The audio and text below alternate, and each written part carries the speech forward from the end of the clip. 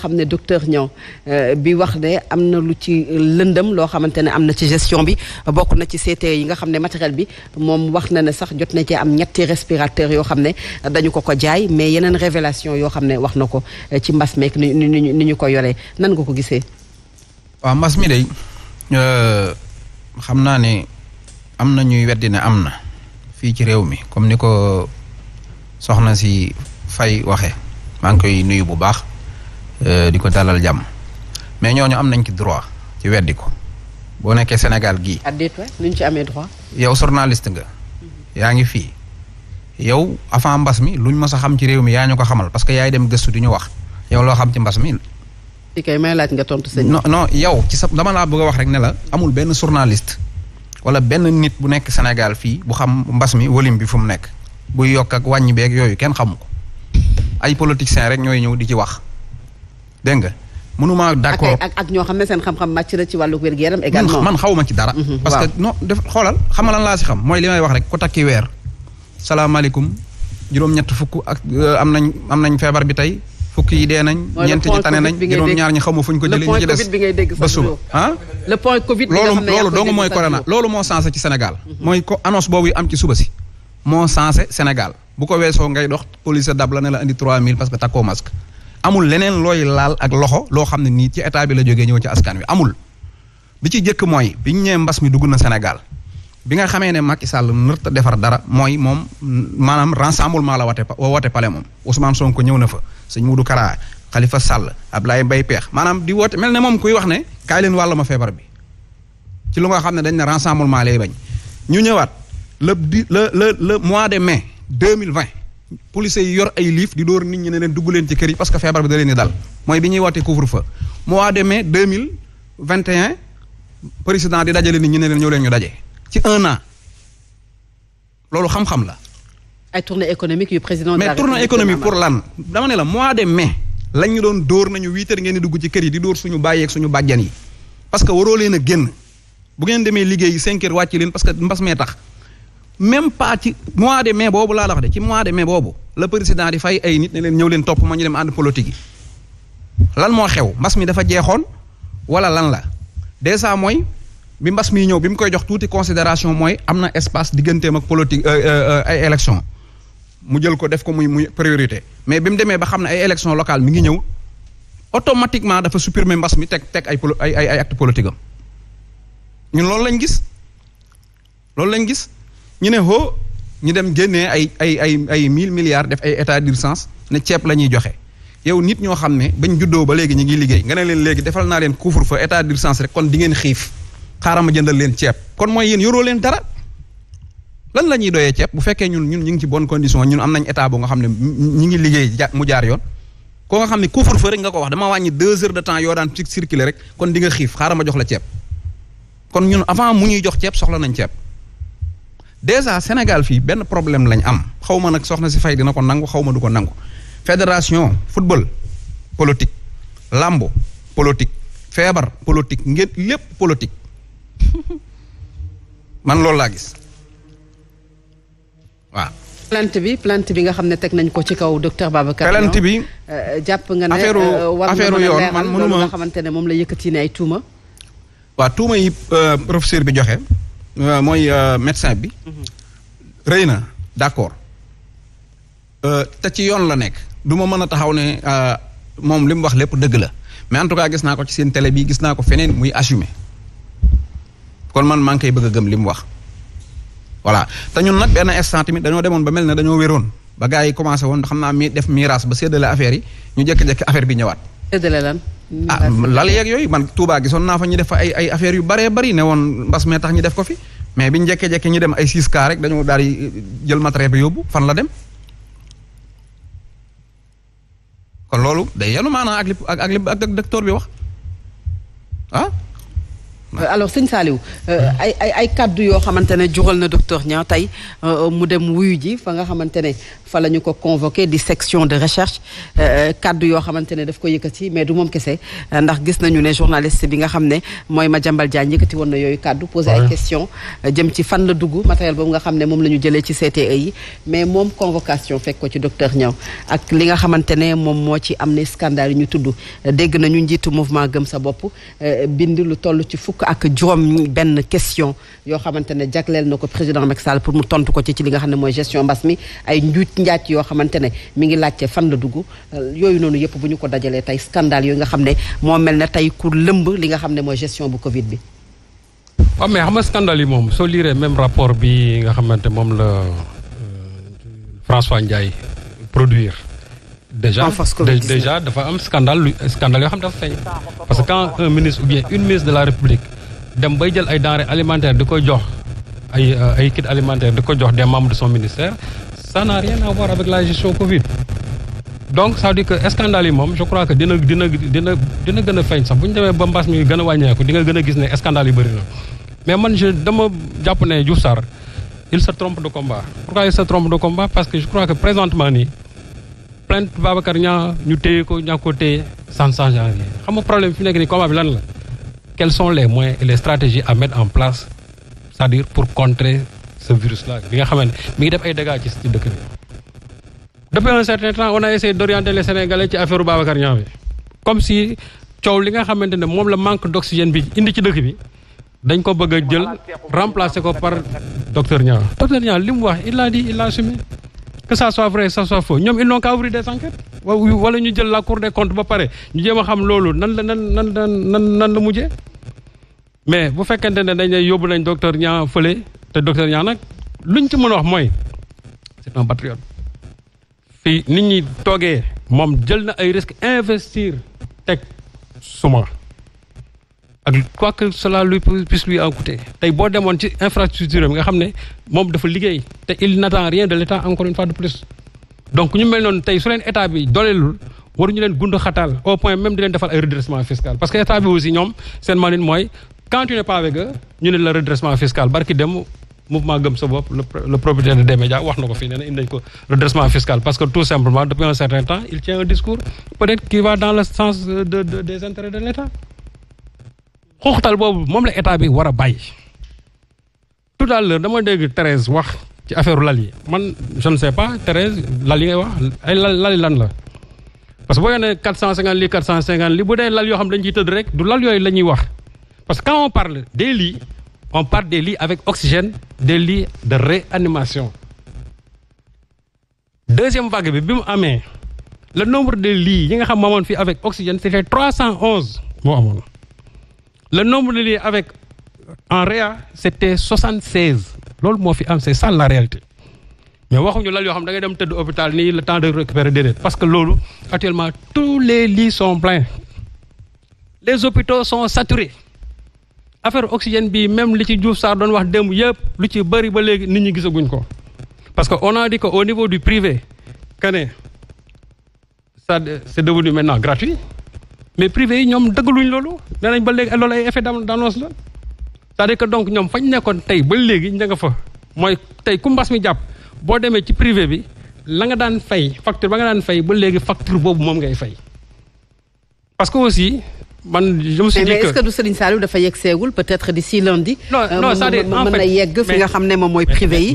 mais quand même un pas boo xamante ne. jar na rafetlu aussi Serigne Saliou. on est dans un gouvernement de fast track. on est dans un gouvernement d'urgence. gouvernement bi lépp le même projet de loi sax état kii c'est-à-dire procédure d'urgence la. lii aussi où est l'urgence dans tout ça parce que day bëgg a yàgg non. c'est-à-dire que ñoom am nañ jumtukaay yoo xam ne tey bu ñu jëloon décision bi tey mën nañ ko régler tout de suite à la minute près ba nga xamante ne ñi nga xam ne ñoo nekk ci privé yi dinañ commencer jot subvention yi au niveau même de l'oxygène. mais bañ ko waxee léegi mu mat une semaine di. te tey laa leen dégg ñoom rek ci seen regroupement ñu ne ce sont des effets d'annonce li ñuy waxoon dara amu ci. tey yegg seegul dara amu ci. donc nag ma ne tey Diouf Sarr dafa am loo xam ne ni daf ko doy xam nga li ko doy moo di. mbas mi ci boppam toll na foo xamante ne nii tey li mu ci war a def moo di concentrer tous ses efforts ci nuñ koy mën a xeexee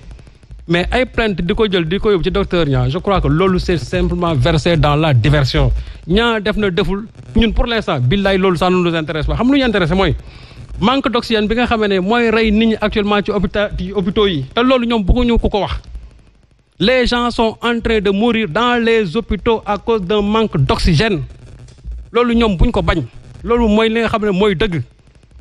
mais même si bu ñu leen déggee. non may ma rek Fatou Abdou may eggale parce que gis nga manque d'oxygène bi c'est devenu tellement sérieux les gens qui meurent man barki dem rek laa dem dëkk Omar Faye fii j'ai assisté à l'enterrement d'une sœur même d'un de mes amis lan moo ko rey encore manque d'oxygène à l'hôpital amuñu sax fuñ ko dugal c'est-à-dire affaire bi dafa egg niveau boo xamee nii j'ai l'impression que aujourd'hui ceux qui sont au niveau de l'État dafa mel ni ñoom xamuñu fan la affaire mbir mi toll parce que c'est inadmissible que aujourd'hui Sénégal léegi ku fi dee rek manque d'oxygène moo la rey et les gens ne veulent pas qu'on le dise alors même les docteurs urgentistes boo leen interroger ils vont vous dire encore la même chose keroog laa dégg docteur Babacar Niang ne ñoom daf leen di metti ba nga xam ne nit su ñëwee hôpital ñu renvoyer ko sachant que non seulement amuñu place mais même suñ ko jëloon sax ils n'ont pas d'oxygène à lui donner. alors c'est condamner les gens à mort. c'est grave Serigne Cheikh Omar est-ce que aussi révélation yu toll noonu nga xamante ne moom li mu wax moom mooy du moom rek moom moo ko wax mais est-ce que loolu aussi jarul indi ay preuves yoo xamante ne moom mooy leeral yooyu nga xamante ne yëkkati na ko ne ay kaddu muy docteur Babacar Niang. waaw xam nga man waxoon naa fi ceeb bi. ñu woolu la ñeneen ceeb bi ba bi ma owee tamit dama yóbbu sama ceeb dama ñëw ne ceeb bii laa gis mi ngi nii mën a baaxul loolu tamit dafay am solo yenn saa yi que boo waxee dara nga indi dara dina permettre parfois nit ñi xam ni ñii tamit li ñuy wax waxantuñu ko ba ma ñëwee dama sama saako ceeb laa yenu ak saako bu digg bu mag bi pour wane leen ne bii kenn xottiwu ko bii maa ko xotti pour bañ ne maa ko peinture wala maa ci def dara ceeb bi laa ñuy indi waaw devant le commandant Niang il m'entend mais c'est bien mais c'est-à-dire dañu am problème approche stratégique à un moment donné c'est-à-dire situation dafa am il y a moins de cas l'État a mis tous ses moyens là à l'intérieur moo ñu jural li tey li ñu dugal ci moyen or on avait peu de cas moo ëpp tey bi nga xamante ne instant bi nii mbas baa ngi ñuy sonal ñu ngi nii mbas baa ngi door a génn mais instant bi nga xamante ne amuñu woon foofu la waroon état bi waroon investir créer beaucoup d'infrastructures sanitaires pour que suba bu ñu mbas bi ñëwee mu bañ ñu bett comme ce qui se passe avec l'Europe parce que Europe boo gisee ñu am problème mooy pour ñoom ils ont réglé le problème de la santé définitivement la médecine ñoom musuñu xalaat ne ci àdduna mbas feebar dina fi dugg feebar boo xamante ni ne tey dina leen jaaxal yàlla indi leen bu leen jaaxal nag loolu moo tax ñu am problème mu ay infrastructure sanitaire ñun nag instant bi nga xamante ni ne am nañ ko te jurul woon situation bu mel nii fa la ñu waroon profiter avant ñuy dund une situation construire le maximum d'infrastructures sanitaires loolu nag moo ñu rey moo ñu indi fii loolu moo tax ñu am problème bii ñu am plusieurs cas du ñu am fu ñu leen dugal bien qu'on a créé des centres de traitement des épidémies mais centres de traitement yooyu bi ñu leen créé bi ñu xamee ne mbas bi dafa wàññeeku c'était des centres démontables parce que pour ñun mbas mi jeex na dem na ba nga xamante ne ministre bi organisé nañ ko fi ndaw rabbi yéen a koy fàttaliku et c'était ça le problème boobu nag mbas baa ngi fii état dafa war parfois di def politique de prévention avant dara di ñëw ñu jël ay dispositions mais scientifique yi def nañ médecine def nañ instant bi fi réew mi toll responsabilité individuelle la laaj parce que comme ñun ñaa ngi faatu malade yi bëri ci hôpitaux yi nañu nekk sénégalais bu nekk na yaakaar na teg boppam ne mooy nation même s'il y a des problèmes avec l'État ñu xam ne am na ay approche ay échecs yoo xamante ne am na c'est pas seulement Covid bi parce que il y a l'argent bu ñu génne pour Covid bi mais am na beneen boo xamante ni c'est pour la santé d'une manière générale santé boobu nag moo sooxee bokkul ak li nga xamante ni dañ ko débloqué pour Covid bi parce que ñooñu ils font la comparaison entre li État génne pour Covid bi ak li nga xamante ni ne c'est pour la santé c'est le secteur de la santé d'une manière générale. 105 milliards de francs. mais loolu moo tax tey képp ku feebar ak feebar boo mënti am mënatoo am lal foo dem ñu faj la parce que lal yëpp ñi am Covid ñoo ko nekk. mais l'état devait mais est-ce que loolu aussi reposé wul sunu politique sanitaire. moom laa la wax rëq-rëq yi nga xamante ne bien sûr mooy rëq-rëq yi. mooy rëq-rëq yi nga xamante ne tey li ñu waroon def mooy créer des infrastructures sanitaires de niveau 4 dans ce pays c'est possible. On peut mettre ça et à Dakar et à Saint-Louis et à Ziguinchor et à Kaolack nga xam ne celui qui est là-bas il n'a pas besoin de venir à Dakar et avec on peut l'avoir avec 50 milliards. Dalal Jàmm bi si lañ ko construire on peut le faire dans les autres régions nga xam ne dañuy toog foofu nekk fa donc loolu mooy li nga xamante ni mooy am 114 milliards pratiquement débloqué nañ ko ci état du Sénégal depuis Covid bi ba léegi pour que ñu jéem a xool mbir mi nan lañ koy régler mais xam nga mbir mi problème bu lal mais est-ce que loolu kese la Omar. parce que problème bu lal aussi Covid bi. Covid laa wax problème boobu kese la. non Covid la ñuy wax fu mu nekk nii. waaw on parle de la Covid bien sûr mais est-ce que loolu kese moom mooy problème bi lal. xaaral rek du oxygène. oxygène bi am na fii mën nañ ko am. dafa am lal yoo xamante ni mooy li Serigne Sall di wax bon foofu d'accord naa ak moom. mooy dafa am lal yoo xamante ni ne pour lal la boo feebaree te feebar bi tolluwul fenn fi dañ lay utal lal bu fekkee ne nag da nga nekk en phase de réanimation foofu lissoo la foofu dafa am ay lal yoo xamante ni dafa am ay matériel lal yooyu nag dem na ba fees ba ñii feebar amatuñu fu ñu ne mënatuñu mën naa indi oxygène boo ko indi day fekk nga am le nombre de lits maximum mais si tu n'as pas assez de lits tu ne peux pas amener de l'oxygène mën nga am oxygène mais amoo foo koy yóbbu parce que nombre de lits yi nga xamante ni ne moom la ñi feebar war a tëdd amoo ko donc nit ñi maintenant dañ koy transférer parfois poser ko ne comme un problème d'oxygène alors que c'est pas un problème d'oxygène le problème c'est le problème de lit alors que ce problème de lit là doit être réglé mais réglé au tel niveau parce que instant bi ma lay wax ni boo demee Dantec ñu ngi fay construire 2 centres de traitement épidémique pour précipiter pour jéem a xool am le maximum foo xamante ne am ay 30 lits wala 40 lits mais ñun loolu moo suñu problème moo tax état du Sénégal tey fu mu war a accès mooy def le tout pour qu'il y ait le maximum de lits le maximum d'infrastructures maintenant médecins yi def nañ ni ñu mën mais virus boo xamante ne tey mu nekk kaña suba mu nekk mbóot ginnaaw suba mu nekk ñax ginnaaw suba mu nekk lële vaccin boo indi bu subaa ñëwee est-ce que vaccin bi mën na ko wala mënu ko léegi lan mooy pexe li sëñ Mountakha def laa gëm. loolu laa gëm nga daaneel foofu laa gëm. dafa am lu ñu gëm te loolu il faut ñu sensibiliser tout le monde à ce que ñu def ko il faut ñu ñaan suñu borom il faut ñu waxal suñu borom il faut que tous les Sénégalais se lèvent comme ni ko sëñ bi waxee parce que sëñ bi xam na nit ñi jóg muy mercredi ñu def ko une journée nationale et c'est le président lui-même qui doit être en premier lieu c'est lui qui doit appeler sëñ Mountakha kilifa diine yëpp taxaw parce que nee na tey képp koo xamante ne nekk nga Sénégal te mënoo ñëw Touba defal ko fa nga nekk waa mais da utiliser médecine fañ koy jëlee ñooñu amuñu pexe waa léegi lu ñu jàkkaarloo ki nga xamante nii moo ñu sàkk ñaan ko wàcce alxuraan jàng xasida yi ci fépp mu mënti nekk def salax ñaan suñu borom te loolu dañ ko yàgg wax ndumbal ànde wax nañ ne mbir mi au-delà de la médecine ñaan na ko mën a dindi au-delà de la riposte non wax nañ ko ñaan moo ko mën a dindi alors te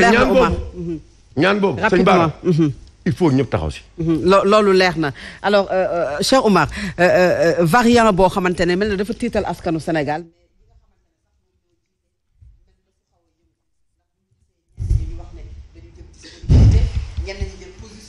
ak